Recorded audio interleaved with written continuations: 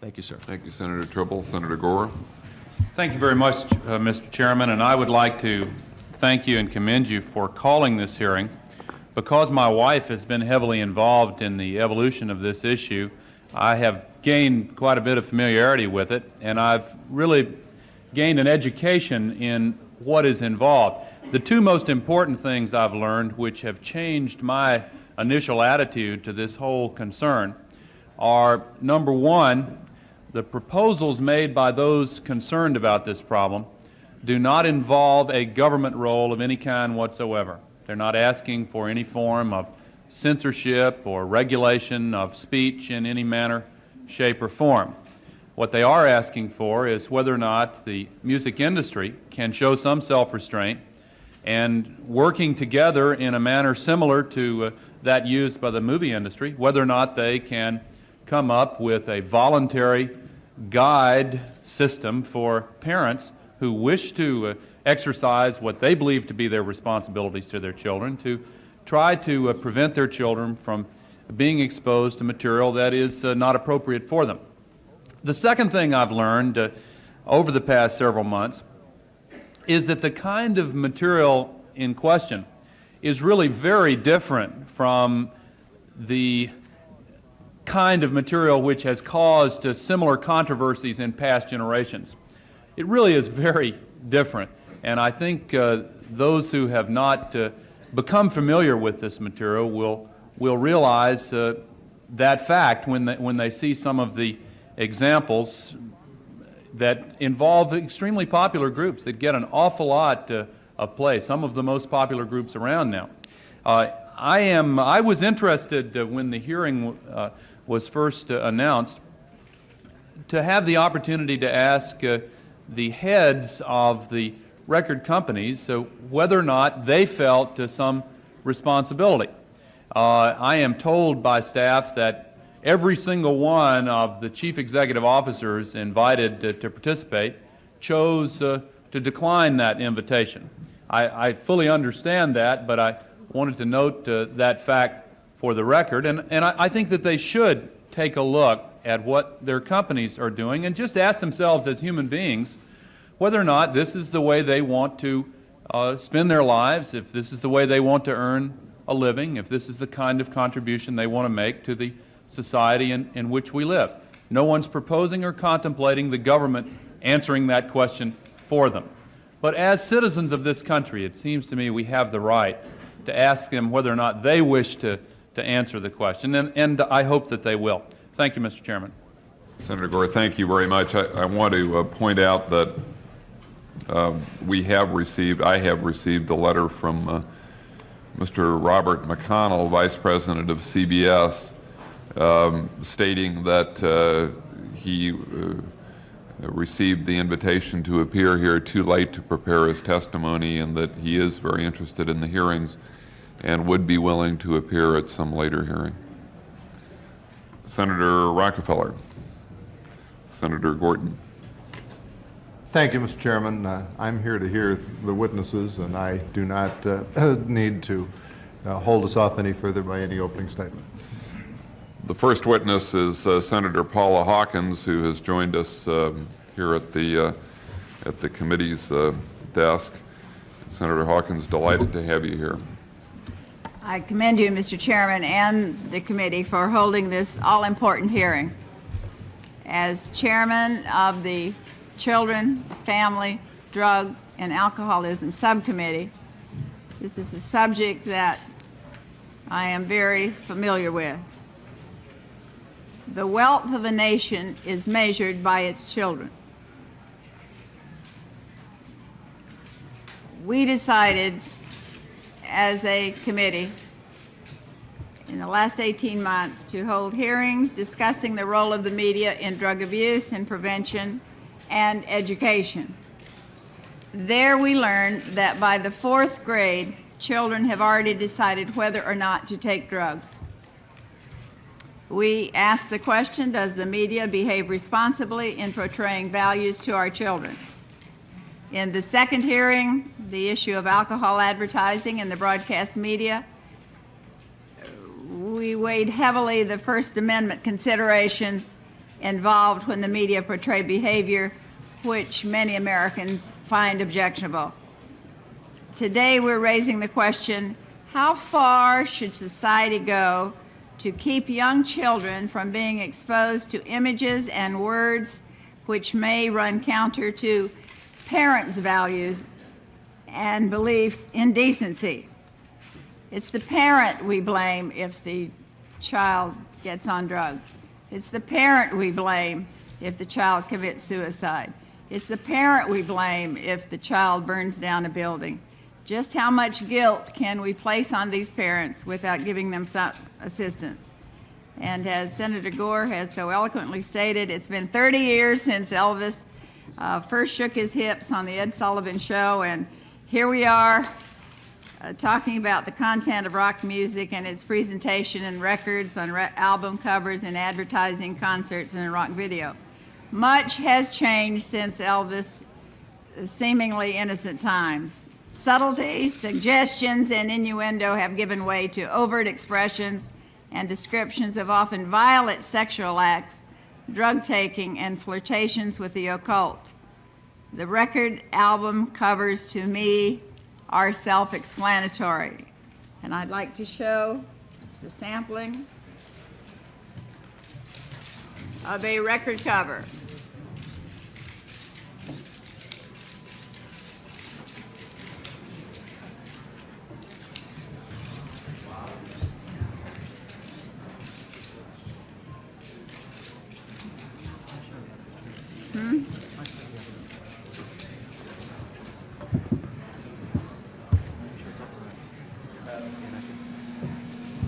Pyromania, no question. Burn a building, burn, burn, burn.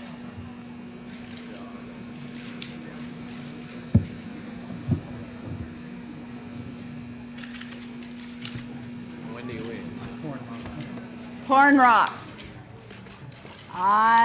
It's my life, and I love sex.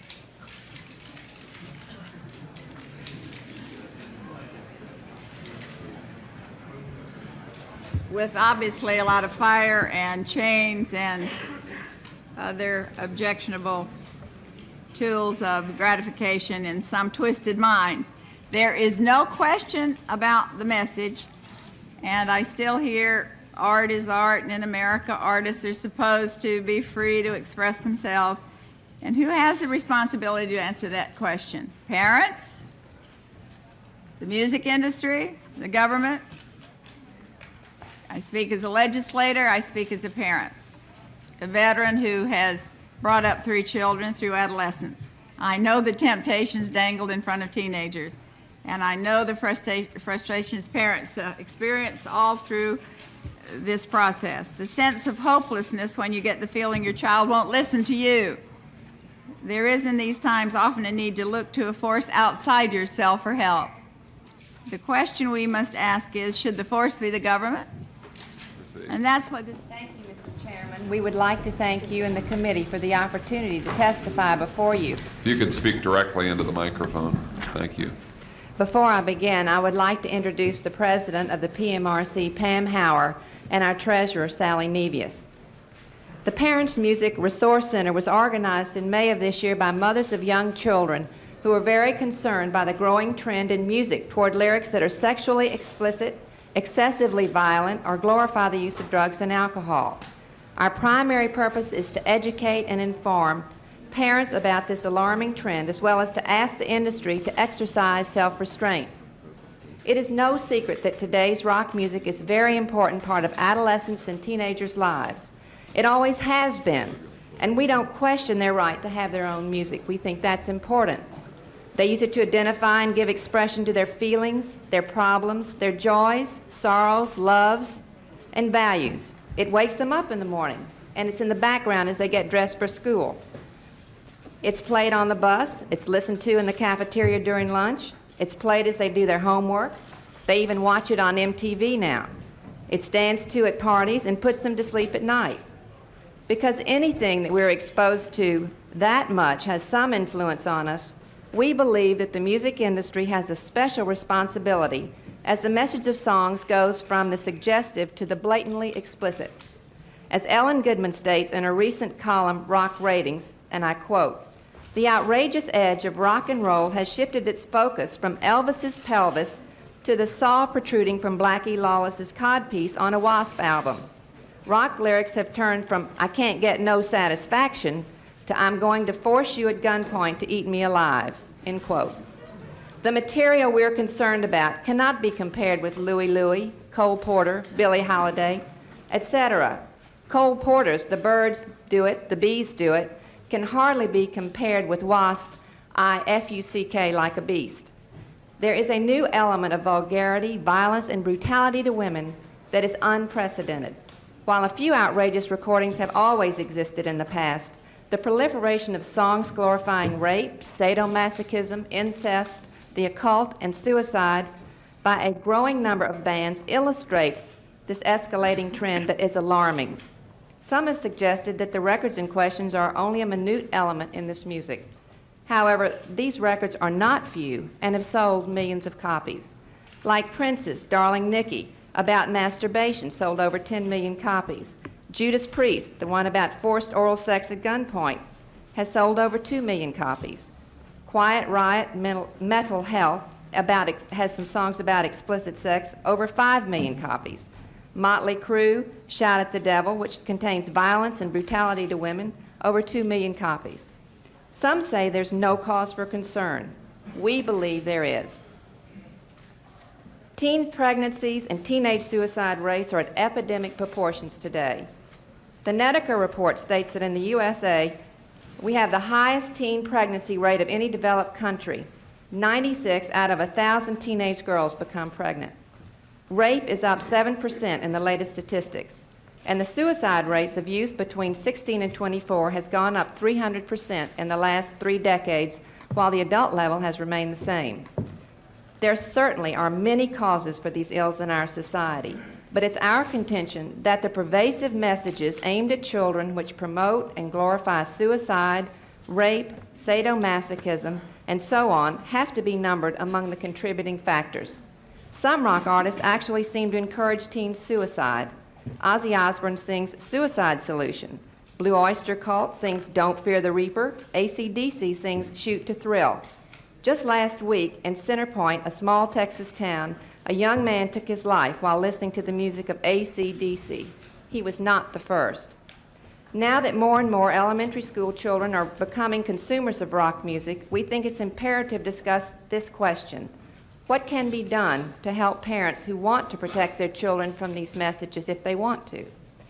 Today, parents have no way of knowing the content of music products that their children are buying.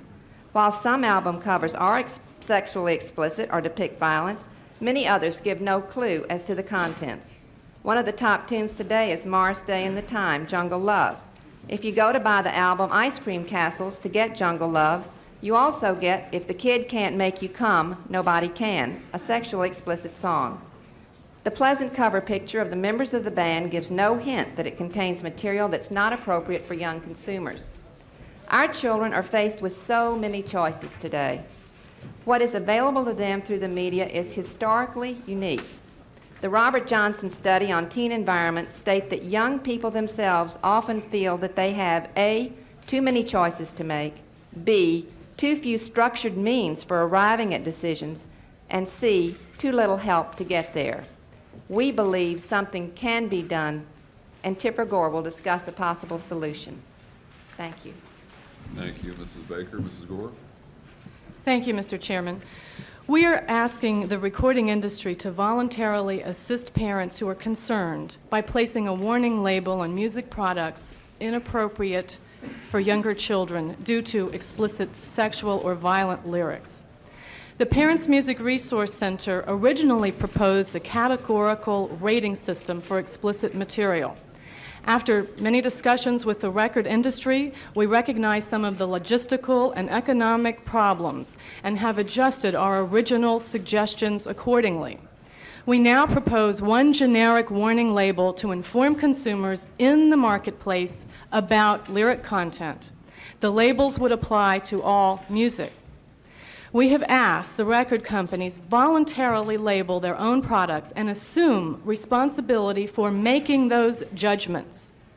We asked the record industry to appoint a one-time panel to recommend a uniform set of criteria which could serve as a policy guide for the individual companies. Those individual recording companies would then, in good faith, agree to adhere to this standard and make decisions internally about which records should be labeled according to the industry criteria. We have also asked that lyrics for labeled music products be available to the consumer before purchase in the marketplace. Now it's important to clearly state what our proposal is not. A voluntary labeling is not censorship. Censorship implies restricting access or suppressing content. This proposal does neither. Moreover, it involves no government action.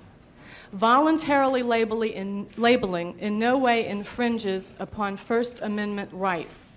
Labeling is little more than truth in packaging, by now a time-honored principle in our free enterprise system. And without labeling, parental guidance is virtually impossible. Most importantly, the committee should understand the Parents Music Resource Center is not advocating any federal intervention or legislation whatsoever. The excesses that we are discussing were allowed to develop in the marketplace, and we believe the solutions to these excesses should come from the industry who has allowed them to develop, and not from the government. The issue here is larger than violent and sexually explicit lyrics. It is one of ideas and ideals, freedoms and responsibility in our society. Clearly, there is a tension here, and in a free society, there always will be. We are simply asking that these corporate and artistic rights be exercised with responsibility, with sensitivity, and some measure of self-restraint, especially since young minds are at stake. We are talking about pre-teenagers and young teenagers having access to this material. That is our point of departure and our concern. Now, Mr. Chairman, one point we've already made, the material which has caused the concern is new and different. It's not just a continuation of controversies of past generations. To illustrate this point, we would like to show a slide presentation. And to this end, I turn the microphone over to Jeff Ling, who is a consultant to our group, and he will show you some of the material that we're talking about. Thank you.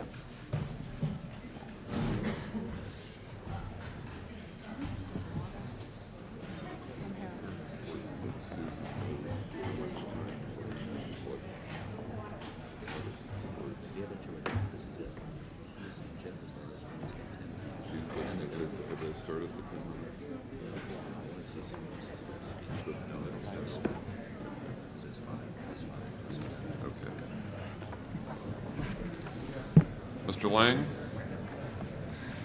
Mr. Chairman, if we could have the lights turned down within the... All right. Would one of you be so kind as to turn that projector on beside you right there?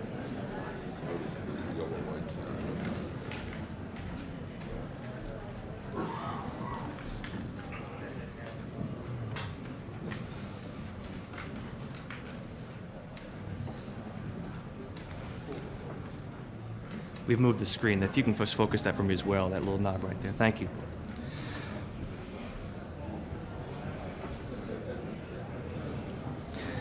Mr. Chairman and distinguished members of the committee, thank you for allowing me to speak to you today. The purpose of this presentation is to acquaint you with the type of material that is in question. I will be covering the themes of violence and sexuality. Bear in mind that what you are about to see and hear is a small sample of the abundant material available today. Today, the element of violence, brutal erotica, has exploded in rock music in an unprecedented way. Many albums today include songs that encourage suicide, violent revenge, sexual violence, and violence just for violence sake. This is Steve Boucher. Steve is dead. While listening to AC/DC Shoot to Thrill, Steve fired his father's gun into his mouth. A few days ago, I was speaking in San Antonio. The day before I arrived, they buried a young high school student. This young man had taken his tape deck to the football field. He hung himself while listening to AC/DC's Shoot to Thrill. Suicides become epidemic in our country among teenagers. Some 6,000 will take their lives this year. Many of these young people will find encouragement from some rock stars who present death as a positive, almost attractive alternative. The album I'm holding up in front of you is by the band Metallica. It's on Elektra Asylum Records. A song on this album is called Fade to Black and says the following: I have lost the will to live. Simply nothing more to give. There is nothing more for me. I need the end to set me free. Death greets me warm. I will just say goodbye. Consider the self-destructive violence that's encouraged in their song Whiplash. Bang your head against the stage like you never have before. Make it ring, make it bleed, make it really sore. In a frenzied madness, now is the time to let it rip, to let it fucking loose. We are gathered here to maim and kill, for this is what we choose. Ozzy Osbourne, on his first solo album shown here, sings a song called Suicide Solution. Ozzy insists that he in no way encourages suicidal behavior in young people, and yet he appears in photographs such as these. We got ahead of ourselves there. I'm sorry, here we go. In photographs such as these in periodicals that are geared toward the young teenage audience. For those of you that can't make that out because of the lights, it's a picture of Ozzy with a gun barrel stuck into his mouth. This is the cover of Twisted Sister's high-selling LP for Atlantic Records called Stay Hungry. An example of Twisted Sister's appeal to young people is evident in the back-to-school contest being run by MTV. First prize is a get-together with Twisted Sister. Is that, do me a favor, I think we want automatic there. If you'll, that little knob at the bottom, if you'll run that back, toward the back. No, I'm sorry, back toward the back of the projector. There's a turn-on knob and the knob below that. Run that back. Okay. No, the one below that. Run that back to the back. There you go. I think we got on automatic. My apologies. The back-to-school contest being run by MTV's first prize is a meeting with Twisted Sister. The hit song from the album, We're Not Gonna Take It, was released as a video, which you saw just a moment ago. A video in which the band members proceed to beat up Daddy, who won't let them rock. Their first album, which has been re-released by Atlantic Records, is called Under the Blade. The title song includes words like, your hands are tied, your legs are strapped, you're going under the blade. In lyrics from the song Shoot 'Em Down, the band sings, they think we're fools, want to make their own rules. It only gets us madder. They think they're hot, well I say they're not. They shoot us down for fun. If they don't want to play, then let's make them pay. Shoot 'em down with a fucking gun. This is the cover of AC/DC's brand new album for Atlantic Records, Fly on the Wall. One of the songs from the album, Back in Business, was released as a single for airplay. It included the words, don't you struggle or try to bite. You want some trouble? I'm the king of vice. I'm a wrecking ball. I'm a stinging knife. Steal your money. Gonna take your life. Of course, AC/DC is no stranger to violent material. Their song Squealer contained the following. She said she'd never been bald before, and I don't think she'll bawl no more. Fixed her good. One of their fans I know you're aware of is the accused Night Stalker. Judas Priest sing of violent rape in their song Eat Me Alive from the Columbia record release, Defenders of the Faith. Squealing in passion as the rod of steel injects, gut-wrenching frenzy that deranges every joint. I'm gonna force you at gunpoint to eat me alive. The band Great White, on their album On Your Knees, sing these words, knocking down your door, gonna pull you to the floor, taking what I choose, never gonna lose, gonna drive my love inside you, gonna nail your ass to the floor. This is Mötley Crüe. Their albums for Elektra Asylum sell millions, and they're one of the top 10 grossing concert bands this year. Their albums include songs like Bastard, quote, out goes the light, in goes my knife, pull out his life, consider that bastard dead. Livewire, quote, I'll either break her face or take down her legs, get my ways at will, go for the throat, never let loose, going in for the kill. And Too Young to Fall in Love, not a woman, but a whore. I can taste the hate, well now I'm killing you, watch your face turning blue. This is the cover of a new album by the band Avatar. The title song is about a homicidal maniac, and notice on the cover the arms of the man wrapped around the woman. In one hand is a long knife, the other hand holds a hook being pressed against the woman's breast. This is the cover of an album entitled Rise of the Mutants by the band Impaler. Notice the man with the bloody meat in his mouth and hand is kneeling over the bloody arm of a woman. The back cover shows a woman with a bloody face at the feet of the drummer. While both of these albums were released on independent labels as opposed to major labels, they are reviewed and featured in teen rock magazines and are available in local record stores. This band, W.A.S.P, recently signed a $1.5 million contract with Capitol Records. This is their first release, the Capitol album entitled The Torture Never Stops. Violence permeates the album as well as their stage show, which has included chopping up and throwing raw meat into the audience, drinking blood from a skull, and until recently, the simulated rape and murder of a half-nude woman. This single is available in record stores across the country. The cover features the crotch piece that lead singer Blackie Lawless wears on stage. In this picture, there is blood dripping down his stomach, hands, and off of the blade between his legs. The song that accompanies this photo is Animal, Fuck Like a Beast. This band, Piledriver, fuses together the elements of sexual violence and occult in the song Lust. Get a little ahead of ourselves here. Oh, I'm sorry, it's right here in front of me. The song is called Lust. The lyrics say, hell on fire, lust's desire. The devil wants to stick you, the devil wants to lick you. He wants your body, he wants your spirit. Naked, twisting bodies, sweating. Prince of darkness, prince of evil, spread your legs and scream. This is no dream. Degradation, humiliation, thrusting, shoving, animals humping. He's like a dog in heat. You're just another piece of meat. Craving demons fill you with pain. Now you're bloodied and stained, hurt and beaten. He will possess you, he will molest you. Sex with Satan, sex with Satan. While we will not consider the subject in depth at this time, it should be noted that occultic themes, primarily Satanism, is prevalent among such bands as Slayer, Venom, and Merciful Fate, one of whose albums is shown in this picture. Let's move on to sexuality, a theme which has been part of rock music since its beginning. Today's rock artists are describing sexual activity and practice in terms more graphic than ever before. Many of you are aware of Purple Rain, the multi-million seller by Prince. Much has been said about the song Darling Nikki from the album. I met a girl named Nikki. I guess you could say she was a sex fiend. I met her in a hotel lobby masturbating with magazines. Another album by Prince called Dirty Mind presents a positive attitude toward the subject of incest. These lyrics are from the song called Sister.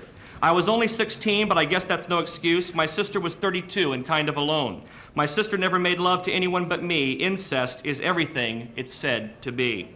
This is the cover of the album Stack Attack by the band Wrathchild. The back cover of this album, which is available to young children in record stores, included this photo of a nude woman on the back of the album.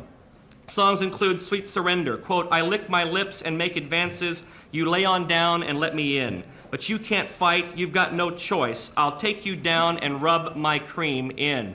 Another song on an earlier album called Cock Rock Shock said the words, we're gonna fuck you and oh you fucking little bitch. This is Mötley Crüe's album, Shout at the Devil, double platinum. The song on the album we're concerned with here is 10 Seconds to Love. Touch my gun, but don't pull my trigger. Shine my pistol some more. Here I come. Reach down real low, slide it in real slow. You feel so good. Do you want some more? I've got one more shot. My gun is still warm. The band Kiss, popular with young people at all times. Their brand new album was released just yesterday. Includes songs such as Fits Like a Glove, Ain't a Cardinal Sin, Baby, Let Me In, Girl, I'm Gonna Treat You Right, Well, goodness sakes, my snake's alive and it's ready to bite, Baby, Let Me In, It Fits Like a Glove, I think I'm gonna burst, When I go through her, it's like a hot knife through butter, and the song Give Me More, Hot Blood, Need Your Love, Hard as Rock, Can't Get Enough, Want to feel you deep inside, pumping through my veins, fill you to the core, like a dog to the bone, make you sweat, make you moan, come on lick my candy cane. We mentioned Morris Day already. This is Betsy. She's the lead singer of a band. The Rolling Stone on their album Undercover also sang of sadomasochistic activity in the song Tie You Up, The Pain of Love. You dream of it, passionate. You even get a rise from it. Feel the hot cum dripping on your thigh from it. Why so divine, the pain of love? Even the Jacksons, mainstream pop music today, their song Torture was released as a video and was shown on national TV. That video included pictures of women dressed in leather bondage masks with whips in their hands, in chains and wrapped up in handcuffs. Some artists take their pornographic rock to the stage. This is a picture of Wendy O. Williams in concert, concerts that young adolescents can attend. How bad can it get? The list is endless. This album was released just recently by a band called The Mentors. It was released on the album the label Enigma Records, which also launched Mötley Crüe's career. The album includes songs like 4F Club, Finder, Feeler, Fucker, and Forgetter, Free Fix for a Fuck, Clap Queen, My Erection is Over, and the song Golden Showers, which says these words, listen, you little slut, do as you are told, come with daddy for me to pour the gold. Golden showers, all through my excrements you shall roam, bend up and smell my anal vapor. Your face is my toilet paper, on your face I leave a shit tower, golden showers. Mr. Chairman, that concludes my remarks, and I thank you. I'm sorry your time has expired.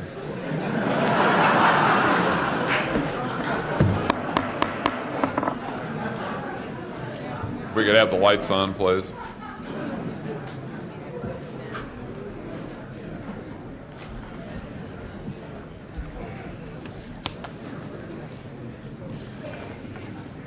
If you, Mr. Lang, you might want to stay at the table if there's a chair there for you. Okay.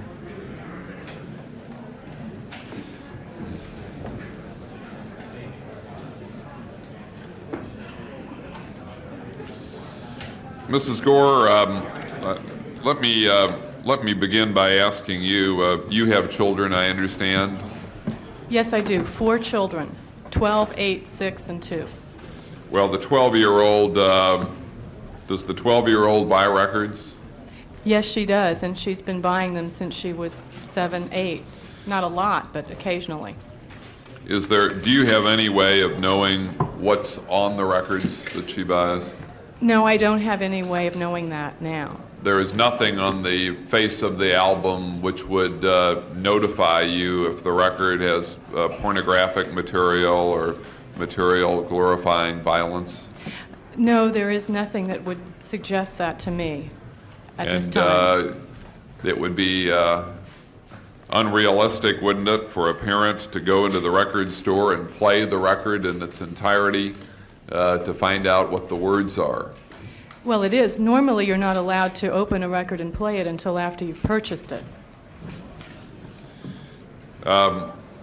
Now, Mr. Lang, you pointed out at the beginning of your presentation that you knew of a couple of cases where kids had committed suicide while listening to rock music that advocates suicide. Do you believe that those are rare cases of rock music influencing behavior, or do you think that that it's more commonplace? Do you think that, in other words, do you think that this music is tasteless, but that it really doesn't have very much effect, or do you think that the music has some negative consequences? I think it has great effect. As one who's worked with teenagers and college students on a professional level for the last 10 years, I've watched the things that they've watched, listened to what they've listened to. I've seen their behavior influenced and encouraged by this music. More importantly, sir, the problem is that the music might reflect the behavior, attitudes, values of those in the 18 or older bracket. However, when that music is listened to by 12-year-olds, 11-year-olds, and 10-year-olds, it moves from the area of being a reinforcer and an encourager into the role of educator. And many of these young children are being educated in these things before they have any kind of frame of reference to properly put it in. Senator Gore? Well, Mr. Chairman, just very briefly, a statement was submitted for the record from Dr. Thomas Radecki, which bears upon the question you just asked about whether or not behavior is influenced. And if it is appropriate, I'd like that to be included in the record. Without objection. I would just like to reinforce a couple of statements that were made in the prepared testimony. I believe, Ms. Baker, you began by saying that what you're proposing and what the group is proposing does not involve any request for government action. Is that correct? That's right. And the last time I was with my wife in a group of people where tough questions were asked, the answer was I do. So I'm a little reluctant to ask some tough questions here. But when you responded to the chairman a minute ago, you said there's no way you can tell In fact, some of the material has an album cover design which will indicate it, but some does not. Is that correct? That's right. Some of the album covers are very explicit. In fact, they look like they should be in Playboy or Penthouse, some of them. And they're in the record bins available to young children. But others, you can't tell. I bought the Purple Rain album for our 11-year-old, and I didn't know that Darling Nikki was on it, and I felt that it was inappropriate for her and her 8- and 6-year-old sister to hear a song describing a girl masturbating in a hotel lobby with a magazine. I had no warning. In fact, all I knew was from that Prince was the new creative teen idol on the scene and had just received a Grammy Award. So I would have appreciated it if I had known that before purchase. Well, I appreciate it. Thank you, Mr. Chairman. Senator Rockefeller.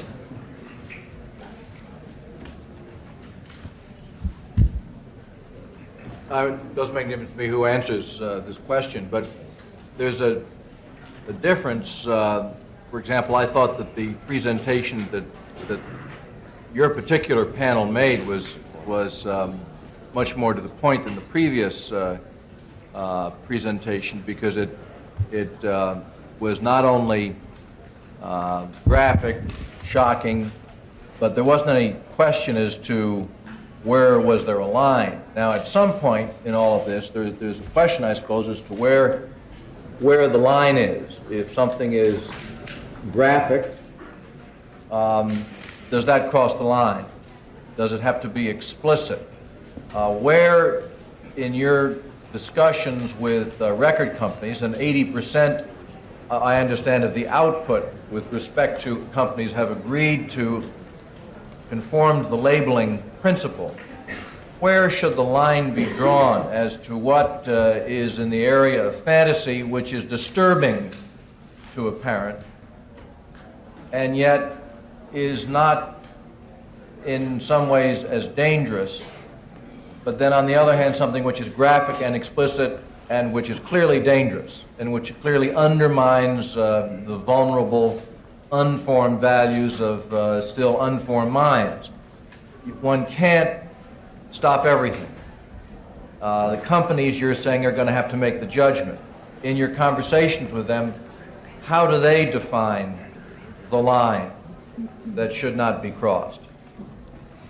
In our conversations with Mr. Gordakoff, he's made it clear that this is a difficult area. We suggested that the industry appoint an industry-wide panel with some consumer representatives one time to discuss the set of criteria that would be used. It would not be a list of words. It would be simply a policy statement such as, we will be sensitive to lyrics that talk about graphic brutality toward women, violence, rape, explicit sexuality.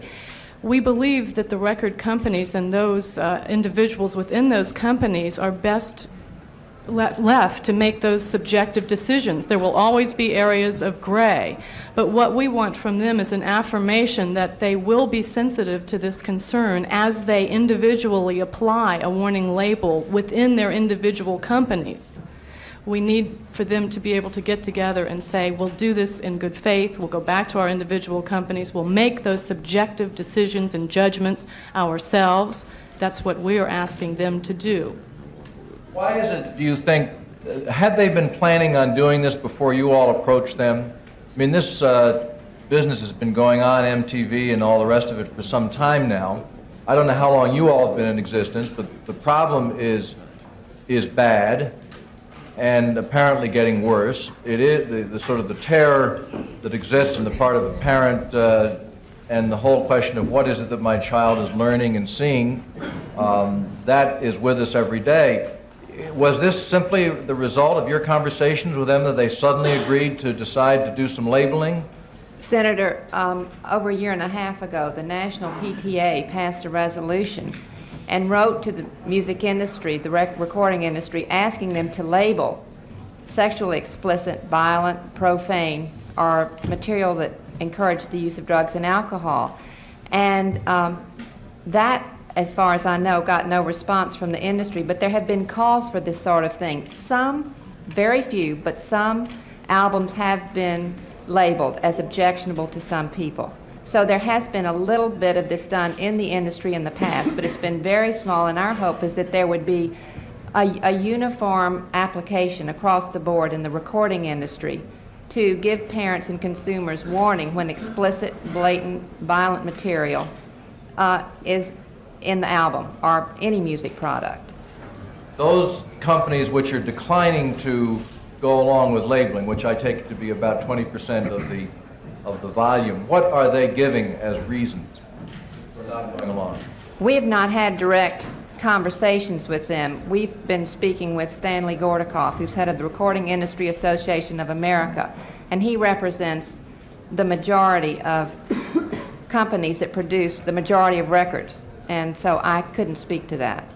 Is there any serious, I know there's serious doubt because I've read some of the testimony in other situations, but is there any serious doubt with serious people with whom you've talked that the relationship between violence and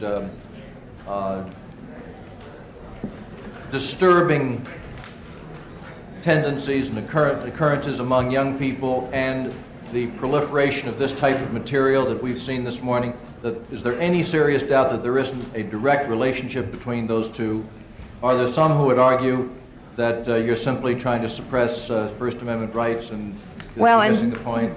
And some, make the point, and it's certainly true, that sex and violence pervade every level of our society today. So we would just say that music, which is a very important part of young people who are forming their characters and developing their value systems, learning how to relate to the opposite sex, even what they think about sex is not defined in their minds yet. We think that it does have an influence on these young minds, but we certainly do not blame music for all the ills that exist in the teenage population, the younger children. But the escalation of the so-called MTV phenomenon and the things that we've seen this morning, and on your concern, the relationship between those two is incontrovertible in your mind, is it not? Absolutely. Thank you, Mr. Chairman. Senator Gordon. Senator Axon. Mr. Chairman, thank you very much. I've been around here a while, and I've been through many hearings and many committees, including Armed Services on the MX missile, the Strategic Defense Initiative, Commerce Committee on a whole wide range of deregulation, Budget Committee with regard to the national debt and what we're going to do about cutting down the expenditure of the federal government. But this is the largest media event, both in this room and the people waiting outside, that I have ever seen. I want to first congratulate you ladies for coming here and testifying, which of the concerns that you have. It seems to me that this should be voluntarily worked out without federal legislation, without regulations. Rock music doesn't appeal to me at all, but it does to my kids and it does to my grandchildren.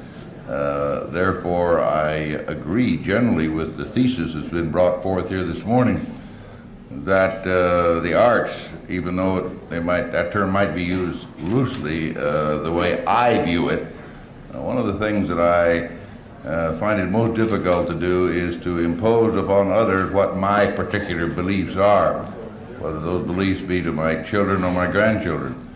I do happen to believe, though, that you were correct in what the thrust, I believe, of what we saw this morning, some of which was personally offensive to me and other things that were not. We all have our own individual goals, I guess, and how we view those. I guess a key question that I would like to ask you is, if there's one thing that's come through loud and clear, to me at least, is that you do not want federal legislation and you do not want federal regulation, at least at this time. Is that correct? Yes, that's correct. We do not want legislation to remedy this problem. The problem is one that developed in the marketplace. The music industry has allowed the excesses that you saw, and we believe the music industry is the entity to address those excesses. We would like them to do this voluntarily.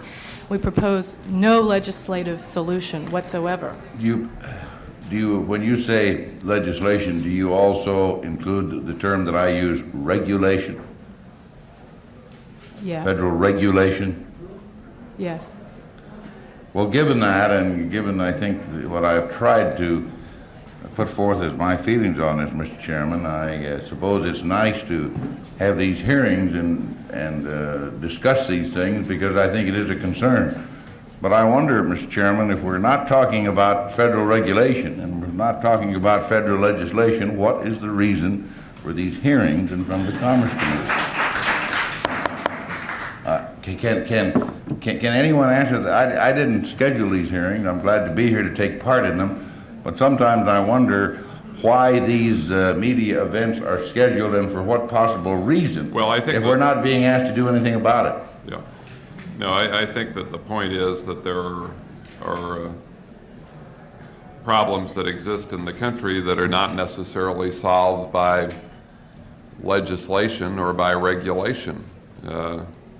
Fortunately, the be-all and end-all in the United States is not legislation that's enacted by Congress. I think the point of the hearings is to provide a forum for airing what a lot of people perceive as a real problem. Well, Mr. Chairman, that may well be, and that may well be an intention of what the Congress should or should not do. But as one member of the Congress, I think that we indulge in too much publicity events that is far beyond the scope of regulation and legislation, which I think is our primary purpose. All right, Senator Caston. Chairman, thank you. I have no questions at this time. Senator Hawkins. Mrs. Baker, this is one senator that feels that there's no absolute right to free speech. It's been my experience that no one has the absolute right to yell fire in a theater which is not on fire. And I'd like that statement to be in the record. I believe no one has the right to poison our children with the lyrics that you have, with your group, showed this committee so graphically today that does have an impact on our young children. And to get back to my original tenet, I would like to know, in your experiences as mothers, where did your children first hear of the record that they asked for the money to purchase? Did they hear that on MTV? Did they see the videotape preview on MTV? Or was it on a radio station? Well, my 8-year-old hears music on her clock radio. I mean, she doesn't have tapes and records at this stage in her life, but she does listen to the radio. And then from that, decide she would like the entire album. Yes, that's right. So the original exposure to this kind of, can't think of a good word for it, but pornography, rock, would be through the public airwaves, whether it be MTV or a radio station. Well, Senator, I will say this, that basically most broadcasters are very responsible. There are a few fringe, hard rock stations that play things that are pornographic, but basically your main stations don't play the worst offenders. They will play a song on an album that will get into the top 40 and maybe have some violent or sexually explicit lyrics on the album. They will not play, generally, the song that is sexually explicit. Times are changing, though, because recently Shana Easton Sugar Walls, which is really a fairly graphic song about female genital arousal, has been on the charts and it's played 10 to 12 times a day. That's one of our concerns, that this is becoming more and more mainstream, and that we feel this is a time to talk about it. And if the labeling took place that you have requested, do you envision that prior to the disc jockey playing that on the radio that he would read the label? Well, I'll tell you, all program directors know exactly what they're playing on their records.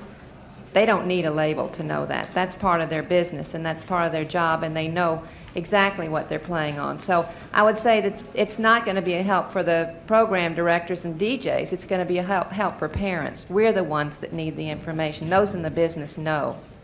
And do you have TV is widely viewed by children, whether their parents are at home or not, and has your group met with representatives of the TV industry? Yes, we have, and MTV was originally begun to promote records. I mean, that's the whole purpose of it. And there have been some really fun things done with MTV and some really awful things done. So we have talked with them, but we will meet with them again. What was their response?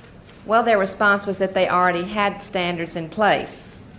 You know, we had thought that their standards should be a little tighter for a younger viewing audience, but we will be asking them to label videos that have violent or sexually explicit material in them so that parents will know, and also to consider clustering very safe is not a good word, but I mean harmless videos at a time when the young audience would be viewing.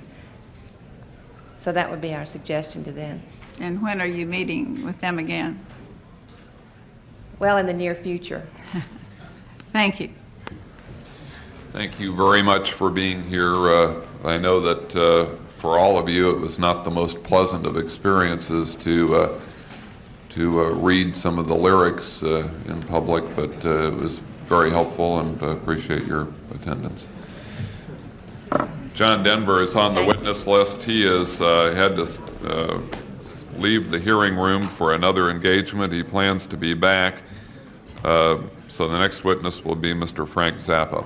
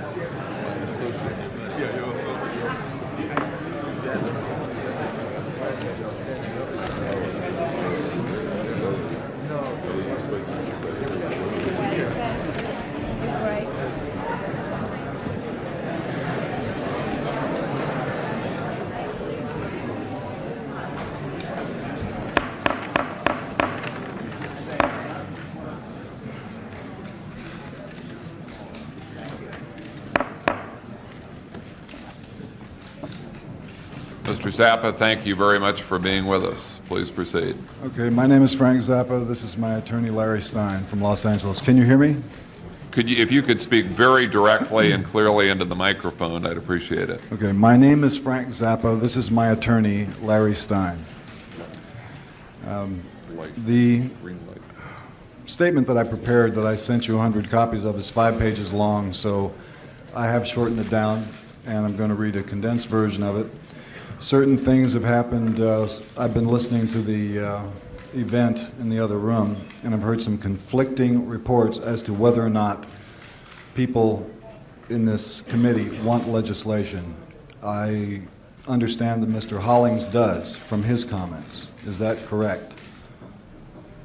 I think you better concentrate on your testimony rather than asking questions of the committee, reason I need to ask Zappa. it because I have to change something in my testimony if there is not a clear-cut version of whether or not legislation is what is being discussed here. So, do the best you can, because I don't think anybody here can characterize Senator Hollings' position. Okay. Well, I'll carry on with the issue then. First thing I might help out Jim out just a little bit if I might, but I think your statement. Yes. This is one senator that might be interested in legislation and or regulation to some extent, recognizing the problems with free right of expression and my previously expressed views that I don't believe I should be telling other people what they have to listen to. Mm-hmm. But I really believe that the suggestions made by the original panel was some kind of an arrangement for voluntarily policing this in the music industry is the correct way to go. Mm-hmm. So if it'll help you out in your testimony, I might join Senator Hollings and or others in some kind of legislation and or regulation unless the free enterprise system, both the producers and you as the performers, see fit to clean up your act. Okay, thank you. Okay, so that's hardly voluntary. First thing I would like to do, because I know there is some foreign press involved here, and they might not understand what the issue is about. One of the things the issue is about is the First Amendment to the Constitution, and it's short, and I'd like to read it so they will understand. It says, Congress shall make no law respecting an establishment of religion or prohibiting the free exercise thereof, or abridging the freedom of speech or of the press or the right of the people peaceably to assemble and to petition the government for redress of grievances. That's for reference. These are my personal observations and opinions. I speak on behalf of no group or professional organization. The PMRC proposal is an ill-conceived piece of nonsense which fails to deliver any real benefits to children, infringes the civil liberties of people who are not children, and promises to keep the courts busy for years dealing with the interpretational and enforcemental problems inherent in the proposal's design. It is my understanding that, in law, First Amendment issues are decided with a preference for the least restrictive alternative. In this context, the PMRC demands are the equivalent of treating dandruff by decapitation. No one has forced Mrs. Baker or Mrs. Gore to bring Prince or Sheena Easton into their homes. Thanks to the Constitution, they are free to buy other forms of music for their children. Apparently, they insist on purchasing the works of contemporary recording artists in order to support a personal illusion of aerobic sophistication.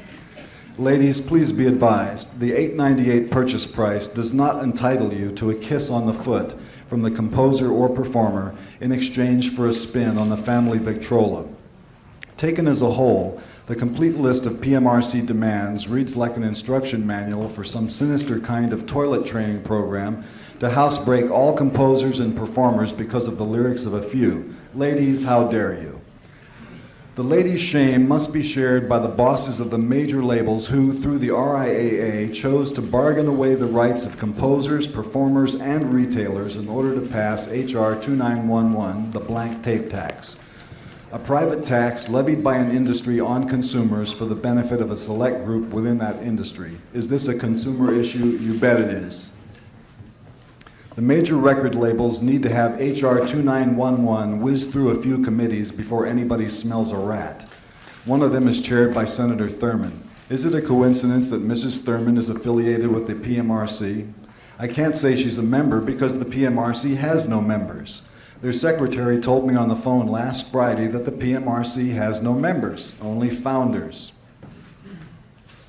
I asked how many other DC wives are non-members of an organization that raises money by mail, has a tax-exempt status, and seems intent on running the Constitution of the United States through the family paper shredder.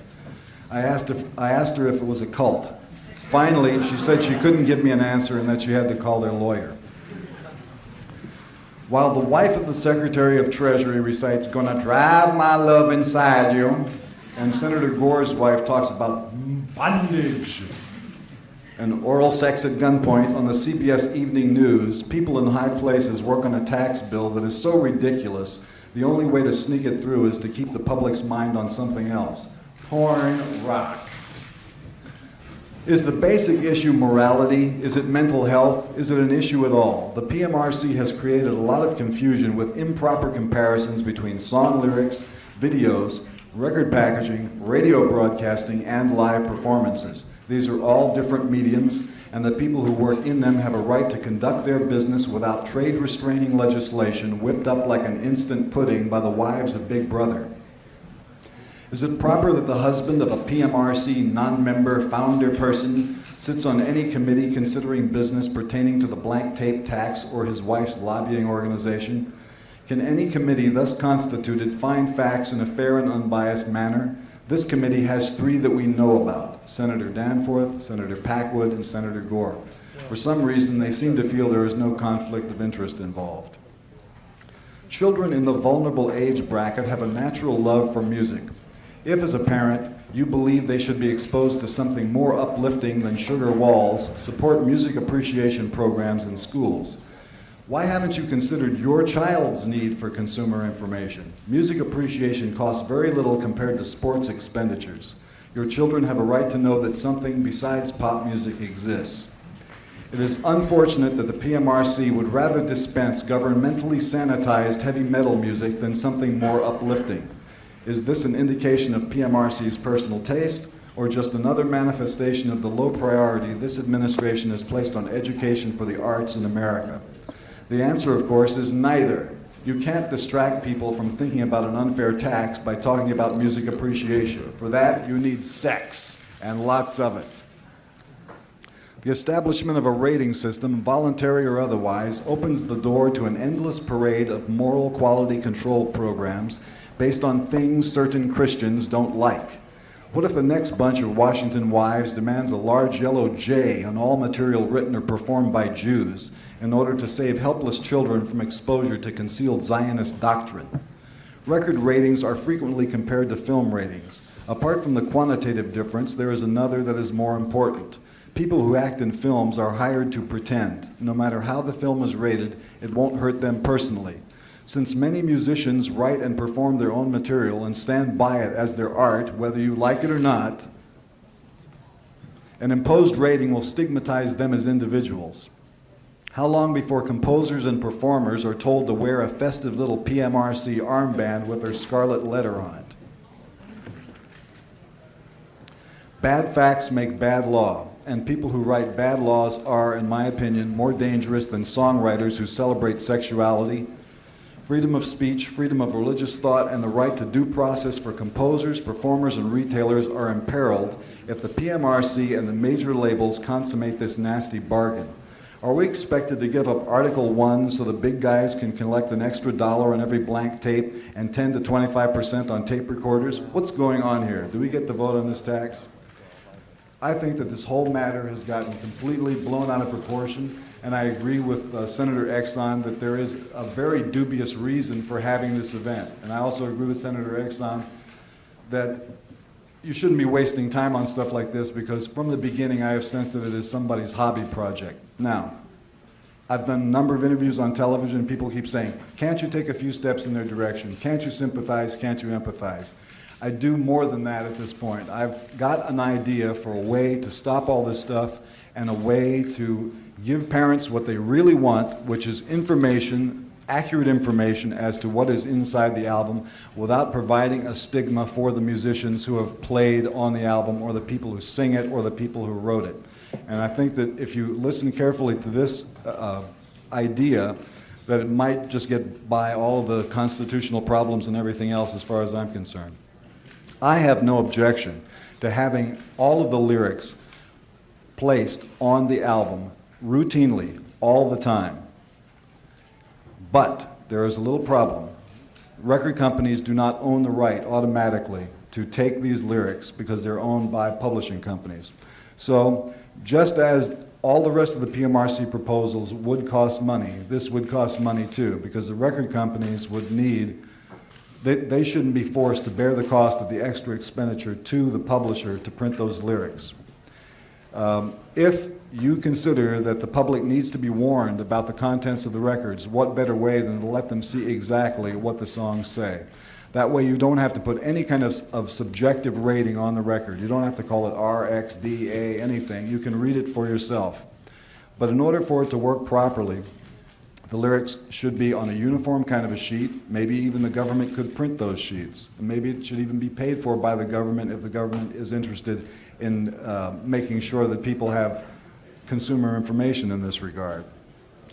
And you also have to realize that if a person buys the record and takes it out of the store, once it's out of the store, you can't return it if you read the lyrics at home and decide that little Johnny is not supposed to have it. I think that that should at least be considered, and the idea of imposing these ratings on live concerts, on the albums, asking record companies to reevaluate or drop or violate contracts that they already have with artists should be thrown out. And that's it all. That's all I have to say. Thank you very much, Mr. Zappa. You understand that the previous witnesses were not asking for legislation, and I don't know, I can't speak for Senator Hollings, but I think that the prevailing view here is that nobody's asking for legislation. The question is just focusing on what a lot of people perceive to be a problem, and you've indicated that you at least understand that there is another point of view. Yeah, I do And that understand there that. are people who think that, parents should have some knowledge of what goes into their home. All along, my objection has been with the tactics used by these people in order to achieve the goal. I just think that the tactics have been really bad. And the whole premise of their proposal, they were badly advised in terms of record business law, they were badly advised in terms of practicality, or they would have known that certain things don't work mechanically with what they suggested. Senator Gore? Thank you very much, Mr. Chairman. I found your statement very interesting, and let me say, although I disagree with some of the statements that you make and have made on other occasions, I have been a fan of your music, believe it or not, and I respect you as a true original and a tremendously talented musician. Your suggestion on printing the lyrics on the album is a very interesting one, because the PMRC at one point said they would propose either a rating or warning, or printing all the lyrics on the album. And the record companies came back and said that they didn't want to do that. But I think an awful lot of people agree with your suggestion that one easy way to solve this problem for parents would be to put the actual words there, so that parents could see them. In fact, the National Association of Broadcasters made exactly the same request of the record companies. So I think your suggestion is an intriguing one and might really be a solution for the problem. Well, you just have to understand that it does cost money, because you can't expect publishers to automatically give up that right, which is a money-earning right for them. Somebody's going to have to reimburse the publishers. The record industry is going to, without trying to mess up the album jacket art and impose that lyrics only be printed on the back, it should be a sheet of paper that is slipped inside the shrink wrap, that when you take it out, you can still have a complete album package. So there's going to be some extra cost for printing it, but as long as people realize that for this kind of consumer safety, you're going to spend some money, and as long as you can find a way to pay for it, I think that would be the best way to let people know. Well, I don't disagree with that at all, and the separate sheet would also solve the problem with the cassettes as well, because you don't have the space for words on the cassette packs. And That would have to be a little accordion fold then. Yeah, it was something like that, and or just fold it. But a very large percentage of the albums now sold are sold in cassette form. I've listened to you a number of times on this issue, and I guess the question that I really want to get from you is, or the statement that I want to get from you is on whether or not you feel that the concern is legitimate, because occasionally you feel very strongly about your position. I understand that. Very articulate and forceful, but occasionally you give the impression that you think parents are just silly to be concerned at all. That's not an accurate impression of. Okay, of the well, matter. well, please clarify it then. First of all, I think it is the parents' concern. It is not the government's concern. Yeah, they agree with you on that. Well, that doesn't come across in the way they have been speaking. The whole drift that I've gotten, based on the media blitz that has attended the PMRC and its rise to infamy, is that they have a special plan, and it has smelled like legislation up until now. There are too many things that look like hidden agendas involved with this, and I'm a parent. I've got 4 children. 2 of them are here. I want them to grow up in a country where they can think what they want to think, be what they want to be, and not what somebody's wife or somebody in government makes them be. I don't want to have that, and I don't think you do either. Okay, but now you're back on the you're back on the other issue, and let me just say briefly on that they say repeatedly, no legislation, no regulation, no government action. Certainly sounded pretty clear to me, and Okay. as far as a hidden agenda, I don't see one, hear one, or know of one. Okay, let me tell you why I've drawn these conclusions. First of all, they may say we are not interested in legislation, but there are others who do, and because of their project, bad things have happened in this country, in the industry. I believe there is actually some liability. Look at this.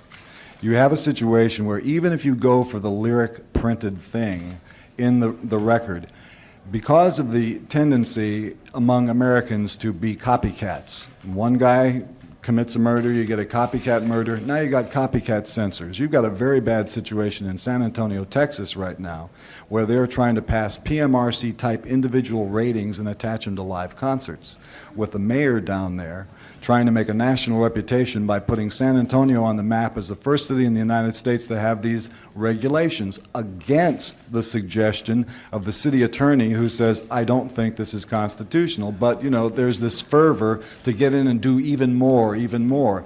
And the other thing, that if the PMRC starts off talking about lyrics, but when they take it over into other realms, when they start talking about the videos, in fact, you misspoke yourself at the beginning in your introduction when you were talking about the music does this, the music does that. There is a distinct difference between those notes and the chords and the bass line and the rhythm that supports the words and the lyrics. I don't know whether you really are talking about controlling the type of music that kids hear. So just specifically, we're talking about lyrics. It began with lyrics, but even looking at the PMRC fundraising letter in the last paragraph at the bottom of the page, it starts looking like it's branching into other areas when it says, we realize that this material has pervaded other aspects of society, and it's like, what, you're going to fix it all for me? No, I think what they're... Which I think is an unhealthy thing to do. And many parents do not give their children good sexual education in spite of the fact that little books for kids are available, and other parents demand that sexual education be taken out of school. It makes the child vulnerable because if you don't have something rational to compare it to, when you see or hear about something that is aberrated, you do not perceive it as an aberration. Okay? Okay, I've run out of time. Thank you, Mr. Chairman. Senator Rockefeller. Senator Gordon.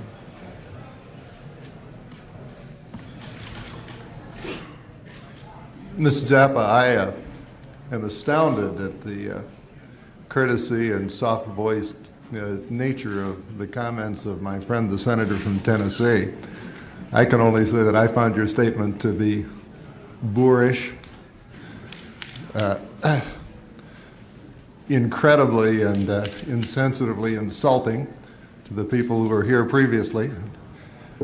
That you could manage to give the First Amendment, the Constitution of the United States, a bad name if I felt that you had the slightest understanding of it, which I do not. You don't have the slightest understanding of the difference between government action and private action. And you have certainly destroyed any case you might otherwise have had with this senator.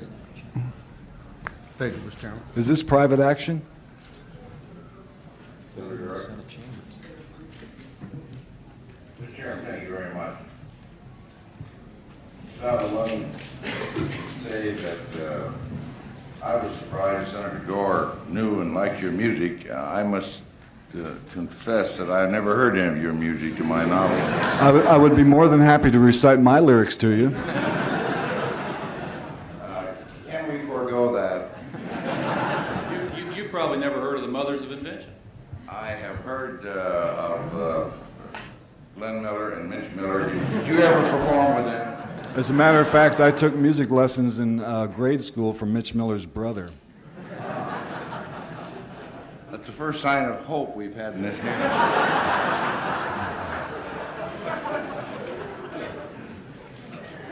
Let's try and get down to a fundamental question here that I'd like to ask you, Mr. Zappa. Do you believe that parents have the right and the obligation to mold the psychological development of their children? Yeah, I think they have that right, and I also think they have that obligation.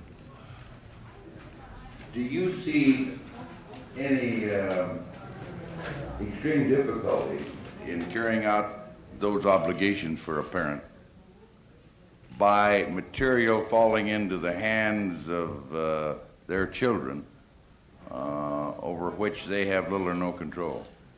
Well, one of the things that has been brought up before is talking about very young children getting access to the material that they've been showing here today. And what I've said to that in the past is a teenager may go into a record store unescorted with $8.98 in his pocket, but very young children do not. If they go into a record store, the $8.98 is in mom's pocket or dad's pocket, and they can always say, Johnny, buy a book.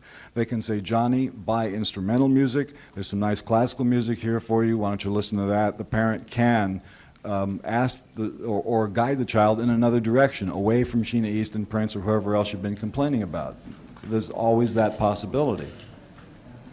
As I understand it from your testimony, and once again I want to emphasize that I see nothing wrong whatsoever. In fact, I salute the ladies for bringing this to the attention of the public as best they see fit, and I think you could tell from my testimony that I tend to agree with them, but I want to be very careful that we don't overstep our bounds and try and meet.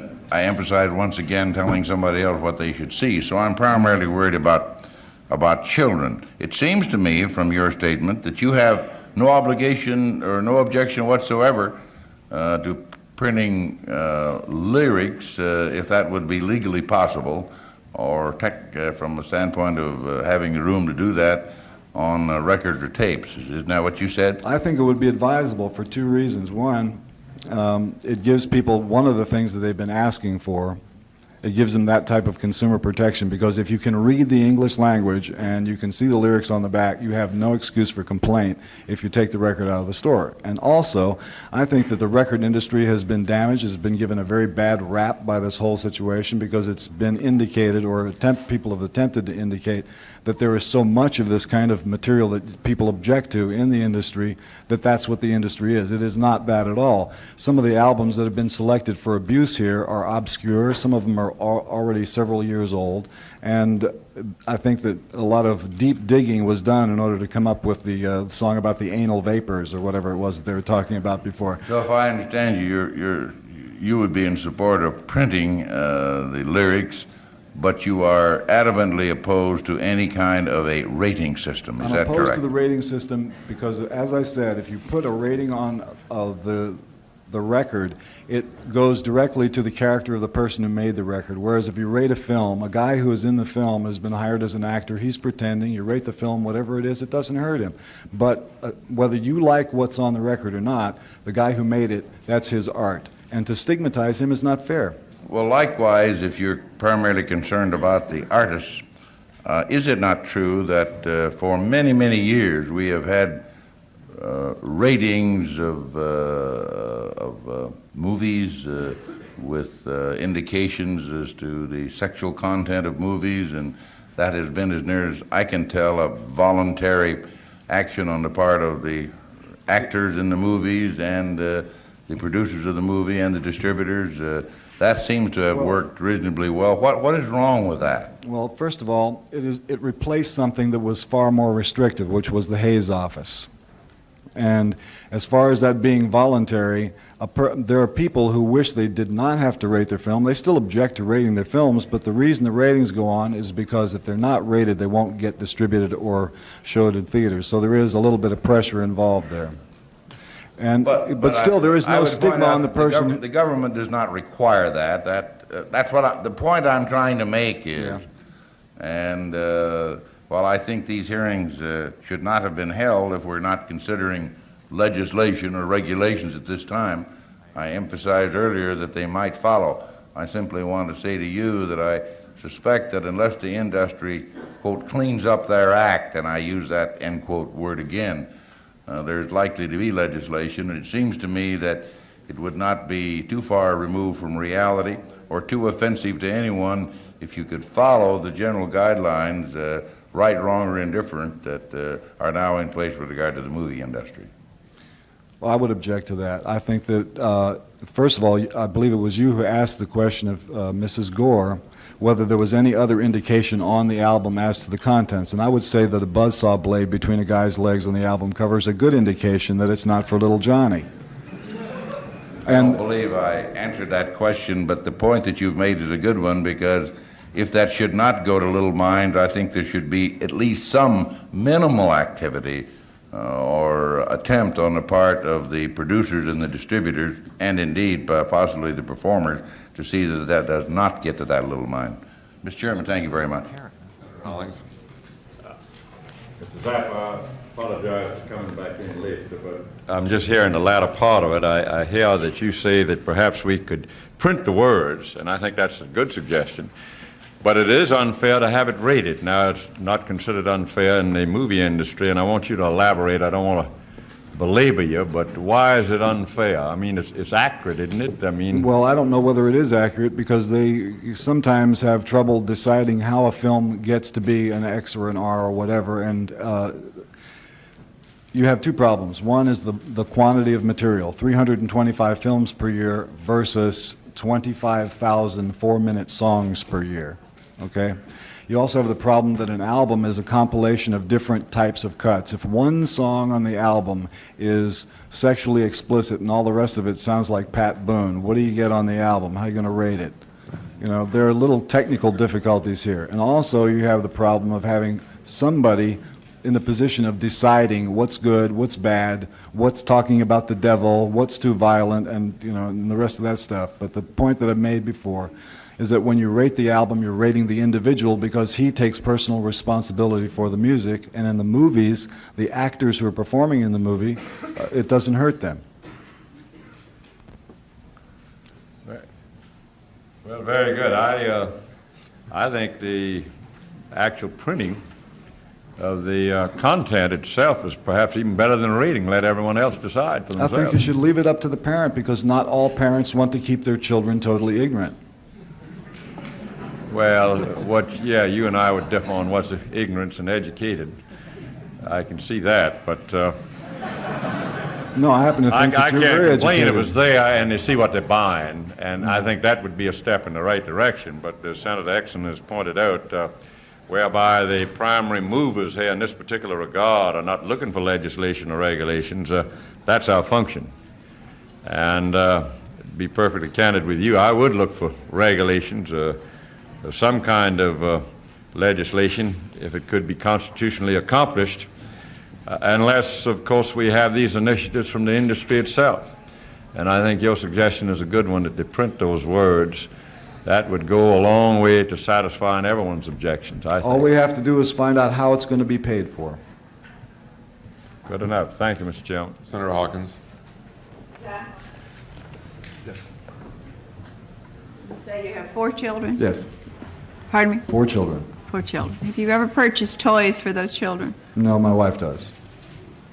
Well, I might tell you that if you were to go in a toy store, which is very educational for fathers, by the way, it's not a maternal responsibility to buy toys for children, that you may look on the box, and the box says this is suitable for 5 to 7 years of age, or 8 to 15, or 15 and above, to give you some guidance for a toy for a child. Do you object to that? In a way, I do, because that means that somebody in an office someplace is making a decision about how smart my child is. I'd be interested to see what toys your kids ever had, Why would you be interested? just as a point of interest in this. Well, come on over to the house, I'll show them to you.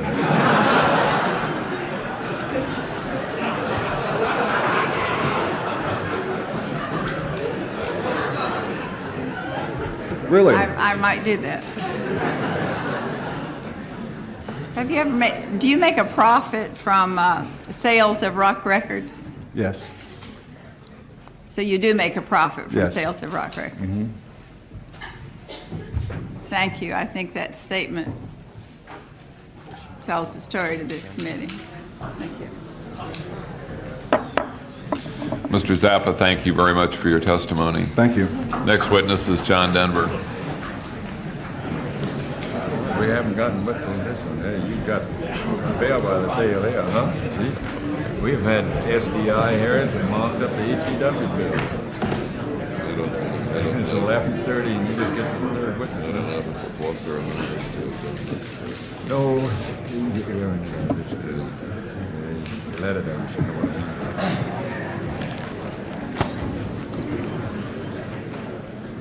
John, thank you very much for being with us. Good Please morning, proceed. Mr. Chairman.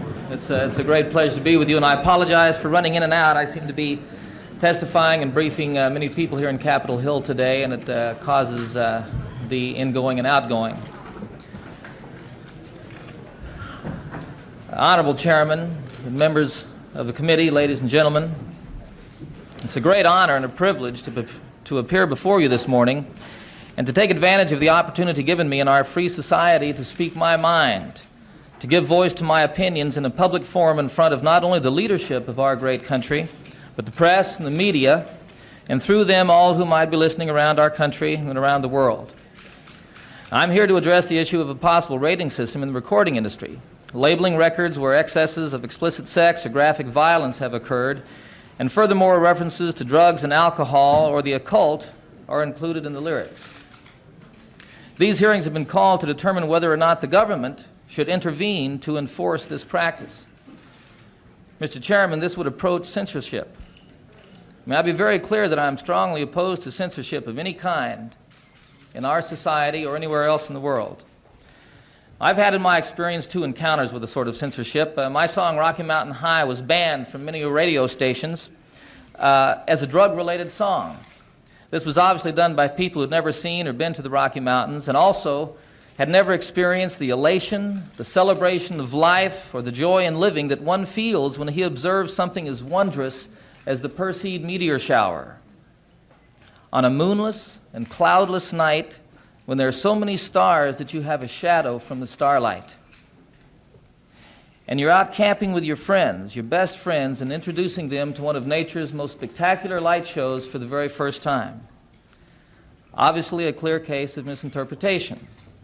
And Mr. Chairman, what assurance have I that any national panel to review my music would make any better judgment? To my knowledge, my movie, Oh God, was not banned in any theaters. However, some newspapers refused to print our advertisements, and some theaters refused to put the name of the film in the marquee. I don't believe that we were using the name of our Lord in vain. Quite the opposite, we were making a small effort to spread His message that we are here for each other and not against each other. Discipline and self-restraint, when practiced by an individual, a family, or a company, is an effective way to deal with this issue. The same thing when forced on a people by their government, or worse, by a self-appointed watchdog of public morals, is suppression and will not be tolerated in a democratic society. Mr. Chairman, the suppression of a people or of a society begins, in my mind, with the censorship of the written or spoken word. It was so in Nazi Germany. It is so in many places today where those in power are afraid of the consequences of an informed and educated people. In a mature and incredibly diverse society such as ours, the access to all perspectives of an issue becomes more and more important.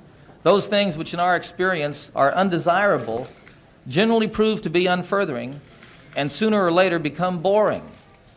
That process cannot and should not be stifled. On the other hand, that which is denied becomes that which is most interesting. That which is that which is denied becomes that which is most desired, and that which is hidden becomes that which is most interesting. Consequently, a great deal of time and energy is spent trying to get at what is being kept from you. Our children, our people, our society, and the world cannot afford this waste. It was my pleasure to meet with radio programmers and broadcasters from all over the country this past week in Dallas.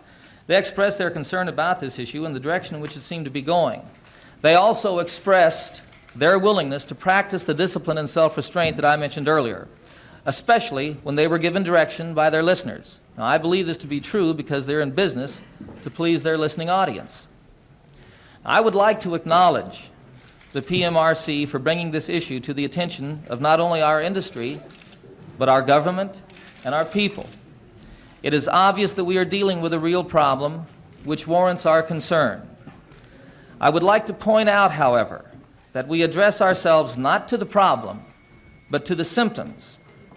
I suggest that explicit lyrics and graphic videos are not so far removed from what is seen on television every day and night, whether it be in the soap operas or on the news. That we should point our finger at the recording industry while watching the general public at a nationally televised baseball game chant in unison, "The Blue Jays suck," is ludicrous. The problem, Mr. Chairman, in my opinion, has to do with our willingness as parents to take responsibility for the upbringing of our children, to pay attention to their interest, to respond to their needs, and to recognize that we as parents and as individuals have a greater influence on our children and on each other than anything else could possibly have. To quote a wise old man from ancient China, if there be righteousness, not self-righteousness, that's not part of the quote. If there be righteousness in the heart, there will be beauty in the character. If there be beauty in the character, there will be harmony in the home. If there be harmony in the home, there will be order in the nation. And if there be order in the nation, there will be peace in the world. I thank you very much. Mr. Chairman, if I may, add a couple of personal words. I'm a father of 2 children, both adopted. I have a lot of friends in the music business, other rock performers who have children also. And all of them, including myself, we have a great concern for our children. That's why I'm here today. In my experience, sir, all over the world, one of the most interesting things about the music that young people are listening to is it gives us, as adults, a very clear insight as to what is going on in their minds. We can know what they're thinking by listening to the music that they surround themselves with.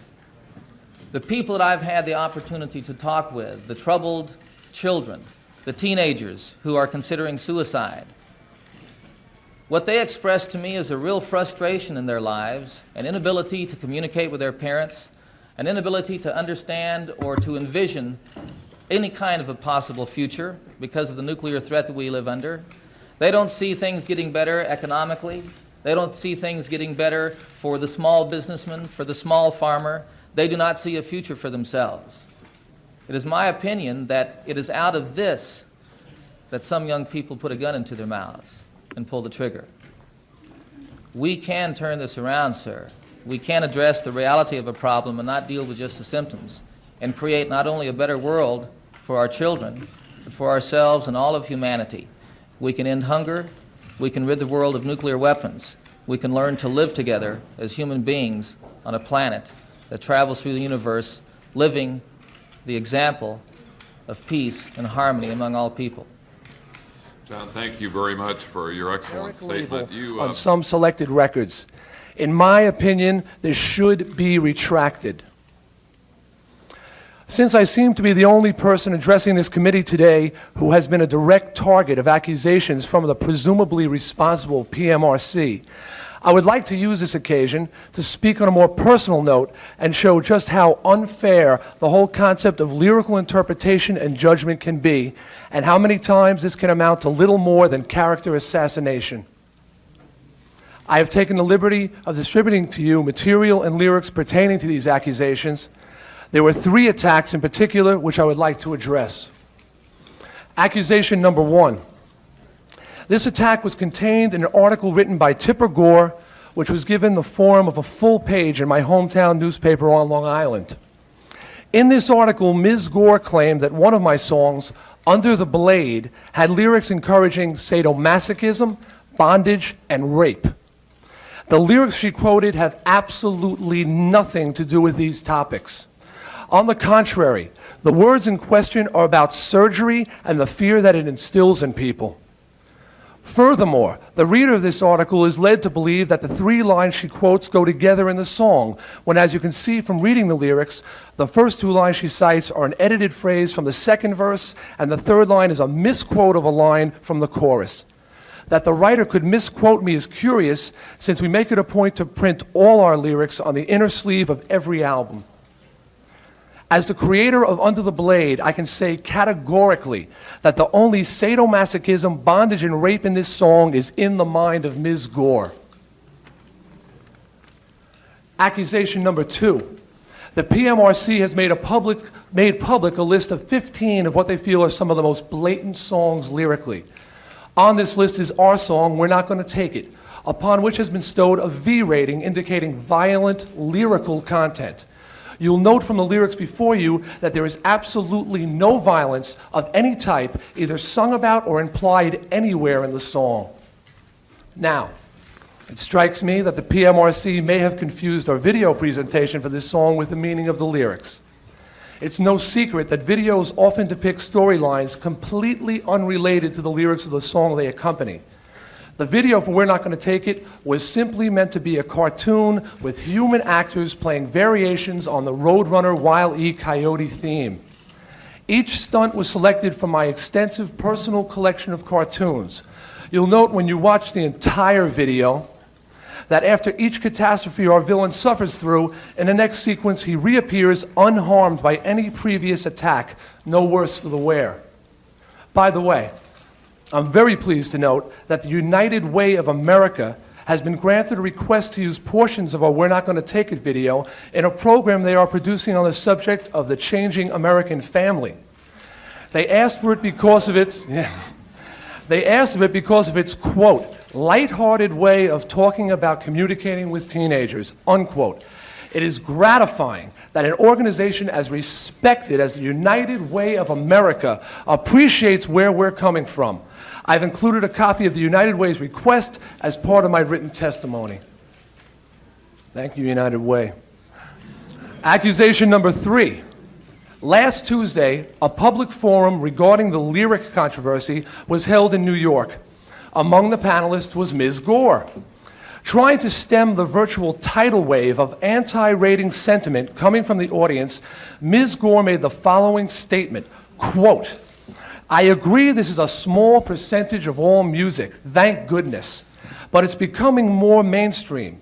You look at even the t-shirts the kids are wearing, and you see Twisted Sister and a woman in handcuffs sort of spread-eagled, unquote. This is an outright lie. Not only have we never sold a shirt of this type, we have always taken great pains to steer clear of sexism in our merchandise, records, stage show, and personal lives. Furthermore, we have always promoted the belief that rock and roll should not be sexist, but should cater to males and females equally. I feel that an accusation of this type is irresponsible, damaging to our reputation, and slanderous. I defy Ms. Gore to produce such a shirt to back up her claim. I'm tired of running into kids on the street who tell me that they can't play our records anymore because of the misinformation their parents are being fed by the PMRC on TV and in the newspapers. These are the only 3 accusations I've come across. All 3 are totally unfounded. Who knows what other false and irresponsible things have been said about me or my band? There happens to be one area where I'm in complete agreement with the PMRC, as well as the National PTA and probably most of the parents on this committee. That is, it is my job as a parent to monitor what my children see, hear, and read during their preteen years.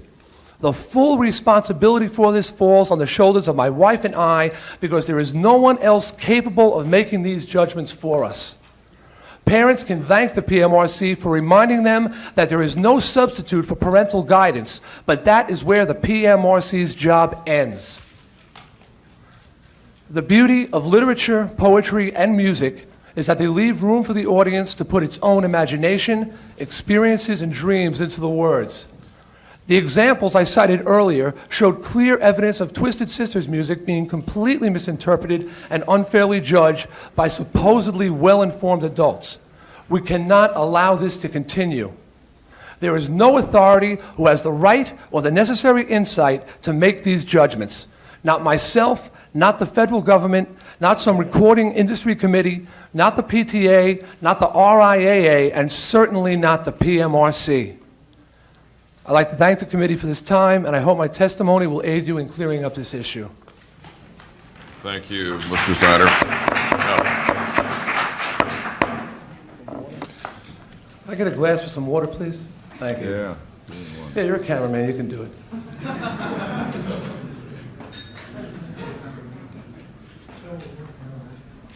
Thank you, sorry. Mr. Snider, let's suppose that there is music which, say, glorifies incest, not yours. Let's suppose that there is some music that glorifies incest.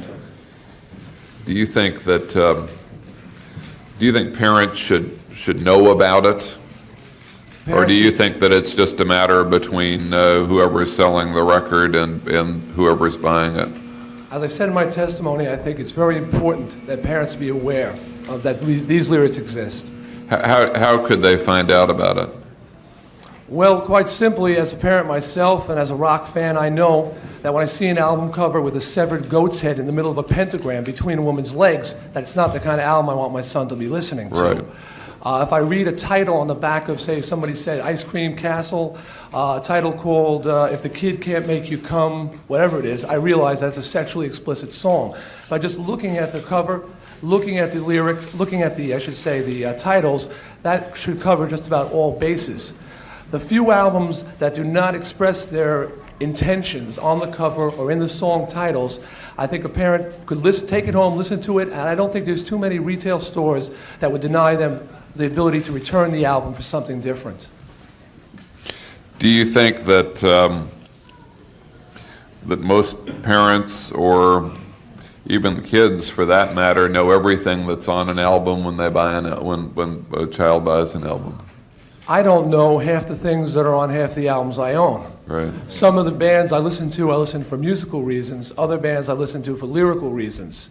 I know that AC/DC, one of my favorite bands, sings a lot of songs glorifying hell and damnation. I'm a Christian. I don't believe in, I don't want to go to hell, and I don't want to be damned for all time, but I do like the feel of the songs. The lyrics have no effect on me. Other bands who have more to say, I listen to their words and I learn from their words. Do you think that now there is adequate basis for parents to know what's on the records that their kids are buying? I think if they really are concerned, there is. But quite honestly, I don't think that the majority of parents are in reality as concerned as the PMRC or myself. I don't think they really want to spend the time to listen to what they might consider to be a bunch of noise. You know, they put it on and they can't understand a thing that's being said anyway. So I think most of them don't spend enough time with it. Senator Hollings? Yes, Mr. Snider, I think I'll just take the opportunity to make an observation because you and I would differ as to what's obscene or what's shocking or what's vulgar.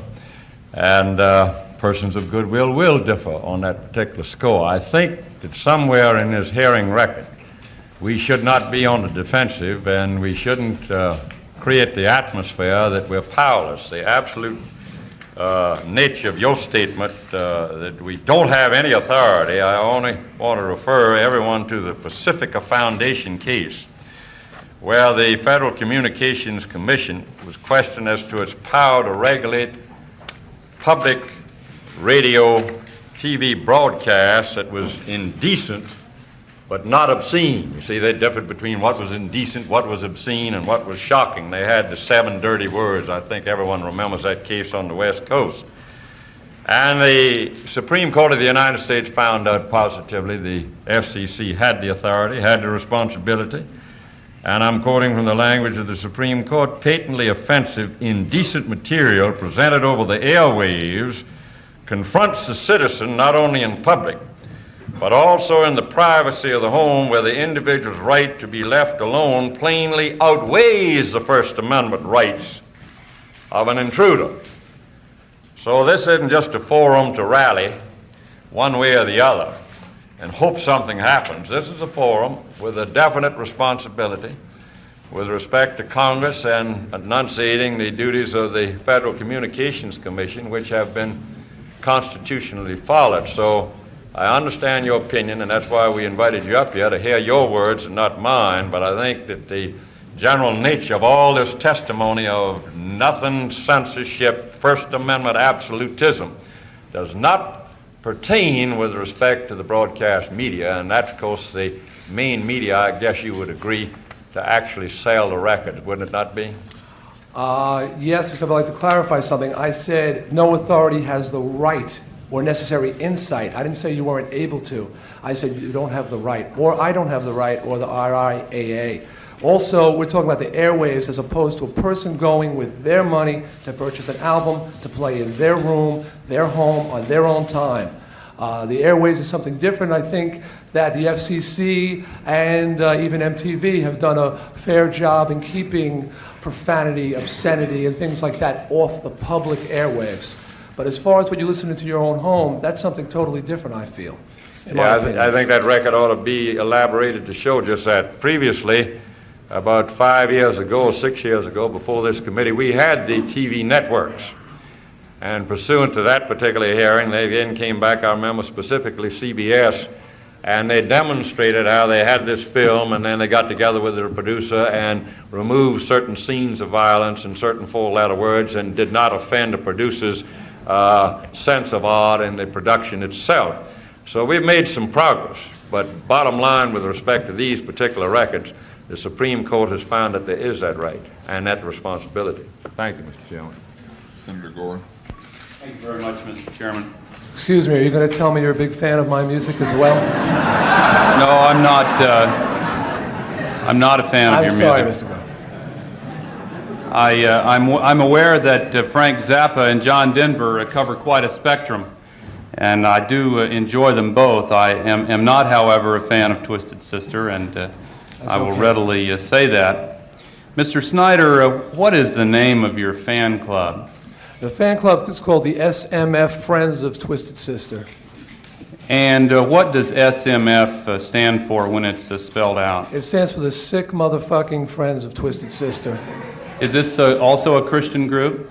I don't believe that profanity has anything to do with Christianity. Thank you.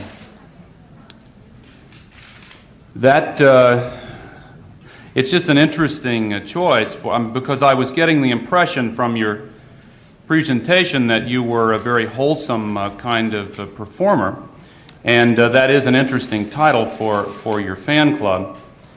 In Surge, you say your song, Under the Blade, is about surgery. Have you ever had surgery with your hands tied and your legs strapped? The song was written about my guitar player, Eddie Ojeda. He was having polyps removed from his throat, and he was very fearful of this operation. And I said, Eddie, while you're in the hospital, I'm going to write a song for you. I said it was about the fear of operations. I think people imagine being helpless on a table, the bright light in their face, the blade coming down on them, and having totally afraid that they may wake up, who knows, dead, handicapped. There's a certain fear of hospitals. That's in my imagination what I see the hospitals like. Is there a reference to the hospital in the song? No, there isn't, but there isn't a reference to a woman, sadomasochism, or bondage, yes, I'm sorry. There's rape. just a reference to someone whose hands are tied down and whose legs are strapped down, and he's going under the blade to be cut. Yes, there is. All right. So it's not really a wild leap of the imagination to jump to the conclusion that that's about something other than surgery or hospitals, neither of which are mentioned in the song. No, it's not a wild jump, and I think what I said in one part was that songs allow a person to put their own imagination, experiences, and dreams into the lyrics. People can interpret it many ways. Ms. Gore was looking for sadomasochism and bondage, and she found it. Someone looking for surgical references would have found it as well. Yeah. Why do you think there is so much sadomasochism and bondage in some of these new songs? I cannot speak for the other artists. I'm only here to defend myself, and hopefully by speaking for myself as one person, songwriter, and a band that I feel has been unjustly dumped on, that will just warn us of the dangers of what we're trying to do here. I really can't speak for the other bands. Now, you made reference to a comment about T-shirts. I would simply note for the record that the word T-shirts was in plural, and one of them referred to a Twisted Sister, and the other referred to a woman in handcuffs, and was not intended, as I understand it, to say that you appear with a woman in handcuffs. In fact, there are a lot of different T-shirts and advertisements. In fact, I've noticed from some of the fan magazines of particularly heavy metal that little sadomasochistic outfits are advertised with the fingerless gloves and spikes and studs on them, and that these little S&M outfits are marketed to teens and preteens. Is that correct? Well, they are marketed. Who buys them, I'm not sure. I'd just like to say, in reference to the comment about T-shirts, I have with me a taped cassette of the exact... No, I'm reading from your transcript of it in your statement. I have to check the transcript, but again, I'll say, when it was said, there was no question she was referring to a Twisted Sister T-shirt. There was no question if I played the tape for anybody. In your own transcript, it's plural T-shirts, and 2 examples are cited, but I don't want to belabor that point. Now, you said that you can look at the titles of albums and look at the covers and tell what kind of material is inside.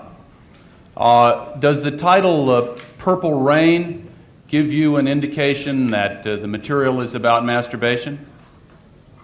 Do you mean the album title, Purple Rain, Yeah. not the song title? Yeah. No, it doesn't. I didn't say in all cases. I Yeah. believe I covered that, those occasional albums that are a bit misleading. That, like I said, I don't think a store would refuse a parent who came in and said, I don't like what's on this record, I would like my money back. So the choice the parent has then is to sit down and listen to every song on the album, right? Or read the lyrics if they're on the record. What if they're not on the, I think there's pretty general agreement that if the lyrics are printed, that's one possible solution for this. Let's suppose the lyrics aren't printed. Then what choice does a parent have? To sit down and listen to every song on the album? Well, if they're really concerned about it, I think that they have to. Do you think that's reasonable to expect parents to do that? Being a parent isn't a reasonable thing. It's a very hard thing. I'm a parent and I know. Okay, I'm a new parent. I only have 1 child maybe, but I am learning that there's a lot to being a parent that you didn't expect. It's not just, oh, isn't baby cute?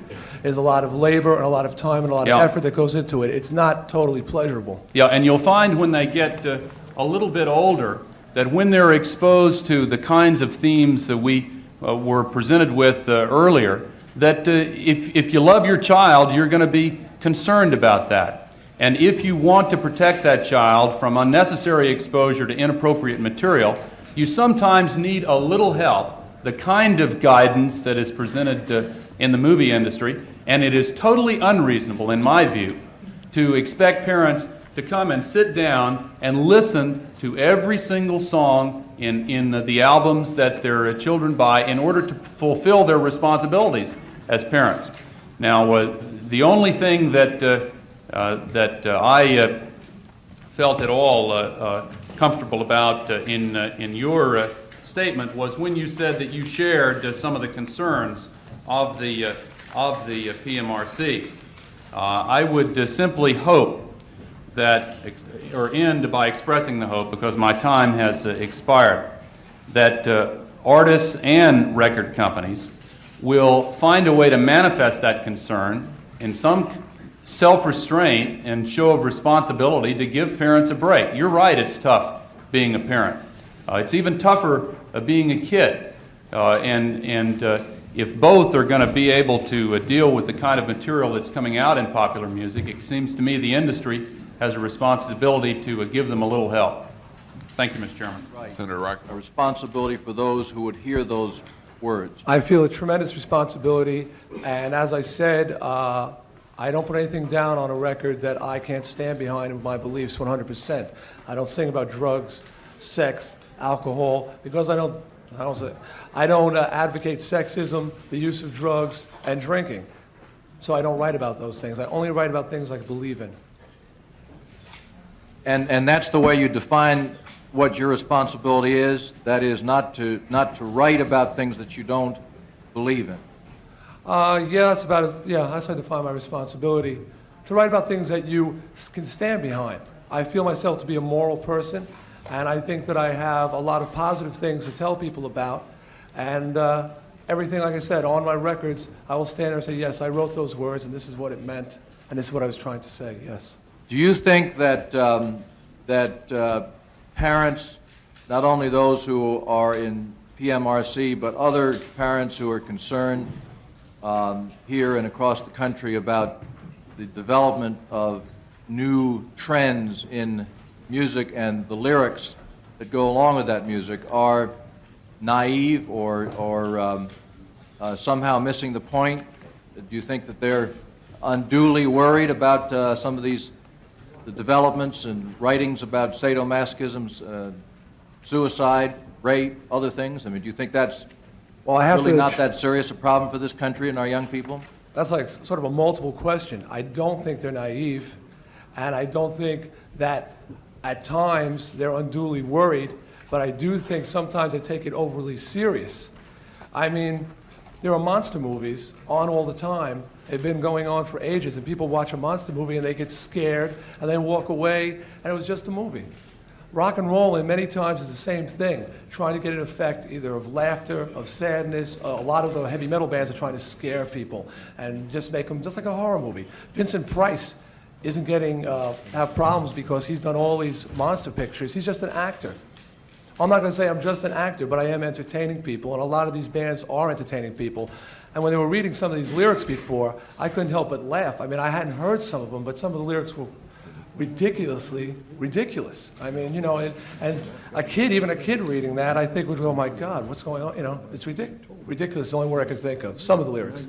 The vehemence with which you attacked Senator Gore's wife, I detected sort of a defensiveness somehow on your part, sort of a lack of unsureness of where you stand in this. Why did you feel it necessary to attribute some of the qualities to her that you did? Why was that important to your testimony? First of all, I wasn't attacking Senator Gore's wife. I was attacking a member of the PMRC. Okay, I was Senator Gore's wife by name. Oh, her name is Tipper Gore, isn't it? Yeah. Okay, I didn't say the senator's wife. I said Tipper Gore, okay? Secondly, defensive. I've been working very hard. I believe in the music I play. I believe we have a very bad reputation. I've been doing a lot on my part to try and say, hey, this isn't a bad thing. This is fun. This is fantasy. Kids are coming out. They're screaming. They're yelling. They're letting out their emotions. And they're going home and they're feeling better because they let out a lot of their frustrations. As I said, I pride myself on writing lyrics that are not offensive and that are saying something positive. Most of my songs are about personal freedom. And when somebody tells me, after all I've done to fight against sexism, that I've got a shirt with a spread eagle woman, or it says... To fight what? All I've done to fight sexism. We steer clear. The whole Twisted Sister thing is a very ambiguous. Guys wearing makeup, we don't act like women, we act like men. We don't cater to the males or females in the audience. It's just one audience. So when someone says there's a song about sadomasochism and bondage, or someone says we're not going to take it, is violent lyrical content, which is what it's been rated for, yes, I'm defensive. Yes, that gets me angry. I'm trying to get adults to see that heavy metal is not totally a bad thing. How many months in the course of a year do you spend on the road, away from home? In the course of a year, it would be tough to say. Over a 2-year period, because I would spend about 11 months on the road and 13 months at home recording an album, things like that, doing videos. 11 months on the road in a 2-year period? Yeah, because you do a tour and then you go in and record albums. I've been off the road now for 10 months. You take your child with you? He comes sometimes, some of the shows. When your child, 9 years from now, when your child is 12 and in school, will you take your child with you? Absolutely. When your child's in school? Oh, no, I'm sorry. Thank you for clarifying. No, I would not take him out of school. And how will it be possible for you to, as a responsible parent, to spend the time that you suggest going through and listening to these records and finding out what it is that you want your son to listen to and what you don't want him to listen to? To be perfectly honest, 9 years from now, I'm going to be well retired. And I'll be spending more time with my son than any other parent probably ever spends. That's one of the beautiful things about rock and roll, is that I can retire hopefully at a very early age. But even now, I'm very lucky that I have a wife who I've been going with for 10 years now. We've been married for 4, who is just an incredible mother. And she, when I'm gone, fills the role, has a very difficult job too, of mother and father. Does she go through these, do you expect later on then that she'll be going through these records? I think both of us will be doing that. You expect me to believe that? Oh, you can. I'm terminally teenage. I'll be listening to my son's records. And what about parents where both parents have to work, which is an increasing phenomenon in this country now, because they have to survive? And the whole notion of parents sitting down and listening to record after record, tape after tape, doesn't that really strike you, and that's what you suggested, doesn't that strike you as just a little bit naive and unrealistic? No, I don't, because I know the reality of the record buying market. As a record buyer, with my allowance, I was able to, if I was lucky, afford maybe one album a week at the most. Usually it was one a month.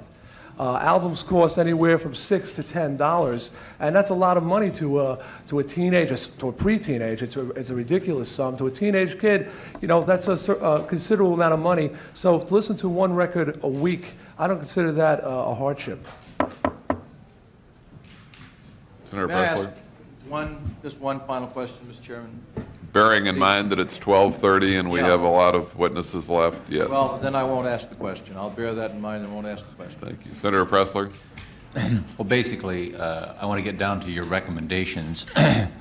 In terms of governmental action, be either by this committee or by any government body, you would recommend no governmental action in this area. Absolutely. What about industry actions? Would you recommend any type of voluntary labeling? I don't feel the industry, it's been expressed by many other people, but each artist has an individual agreement. And one of the big things is artistic freedom in your contract. I don't think the industry can pass a ruling on that. So your legislative recommendations, would that apply just to, not to broadcast? You would put broadcast and things that are over the airwaves in a different category than things people buy and show in their homes. Well, I think we're talking about the purchase of albums and the lyrical content on the album, so that's what I'm directing it to at this time. Okay, so you would disagree with any action on those albums, be they by private industry or government, any type of labeling? If somebody was to ask me what my opinion was, I had said earlier that I didn't think there'd be a problem for a parent to return an album that they had taken home and found it dissatisfactory. I'd like to believe that, but some retail stores will give you a hassle if you try to return an open album. If you want a solution, maybe they could bring back, in the 50s, you could listen to an album in the store before you purchase the album. Most record stores play the albums in the store, and there's usually a stack of those albums opened already that if you wanted to go over and take a glance at the cover, which I've done many times myself, you could go over and do that. So if you want to take some sort of industry action, I would think it would be to force the retail stores to allow people to return product that they're not satisfied with, satisfaction guaranteed. Thank you very much. Mr. Snider, thank you very much. Thank you for your time. The next witness is